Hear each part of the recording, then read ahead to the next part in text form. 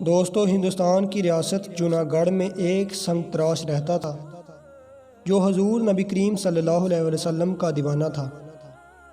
درود شریف سے اسے محبت تھی۔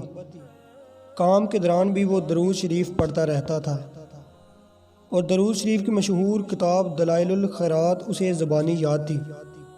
اس کا ایک معمول تھا، جب بھی کوئی پتھر تراشتا تو اس کا ایک باب پڑھتا۔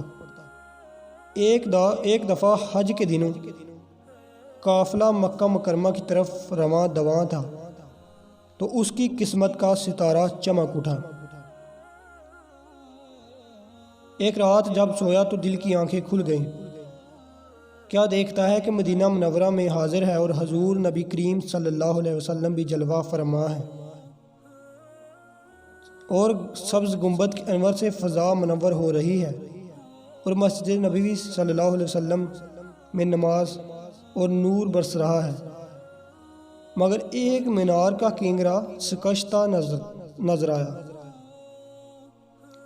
اتنے میں حضور نبی کریم صلی اللہ علیہ وسلم کے لب مبارک کو جنبش ہوئی اور الفاظ یوں ترتیب پائے: دیوانے وہ دیکھو، ہماری مسجد کے مینار کا ایک کنگرا ٹوٹ گیا ہے، ہمارے مدینہ منورہ میں آؤ اور اس کنگرے کو از سر نوح بنا دو۔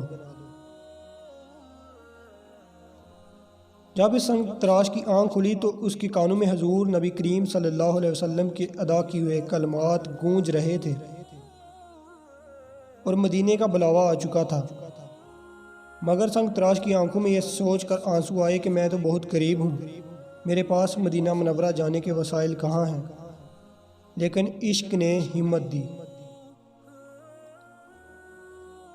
آرزو نے دلاسا دیا کہ تمہیں تو خود حضور نبی کریم صلی اللہ علیہ وسلم نے بلایا ہے، تمہیں وسائل کی فکر کیوں ہو؟ چنانچہ دیوانے نے رخت سفر باندھا، اوزار کا تھیلا کندھے پر چڑھایا اور پورا بندر کی بندرگاہ کی طرف چل پڑا۔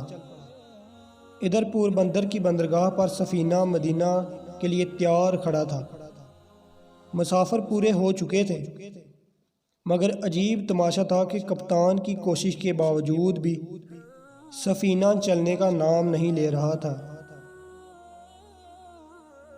اتنے میں جہاز میں سے کسی کی نظر دور سے جومتے ہوئے دیوانے پر پڑی۔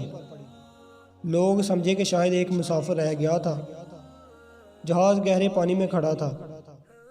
دیوانے کو لینے کے لیے ایک کشتی آئی۔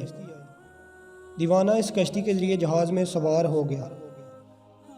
اس کے سوار ہوتے ہی جہاز جومتا ہوا مدینہ چل پڑا۔ نہ اس سے کسی نے ٹکٹ مانگا اور نہ اس کے پاس تھا۔ بالآخر دیوانہ مدینہ منورہ پہنچ گیا۔ اب دیوانہ جومتا ہوا روضہ رسول صلی اللہ علیہ وآلہ وسلم کی طرف چلا جا رہا تھا تو کچھ خدام حرم کی نظر دیوانے پر پڑی تو پکار اٹھے، ارے یہ تو وہی ہے جس کا حلیہ ہمیں دکھایا گیا تھا۔ دیوانے نے اشکبار آنکھوں سے سنہری جالیوں پر حاضری دی، پھر باہر آ کر خواب میں جو جگہ دکھائی گئی تھی اس کو دیکھا تو واقعی ایک کنگرا شکستہ تھا۔ اپنی کمر میں رسی بندھوا کر خدام کی مدد سے دیوانہ گھٹنوں کے بل اوپر چڑھا۔ اگر حضور نبی کریم صلی اللہ علیہ وسلم کا حکم نہ ہوتا تو عاشق گنبد مینار جانے کی اجازت کی جرأت تو دور، ایسا کرنے کے لیے سوچ بھی نہیں سکتا تھا، اور حسب الارشاد کنگرا از سر نو بنا دیا۔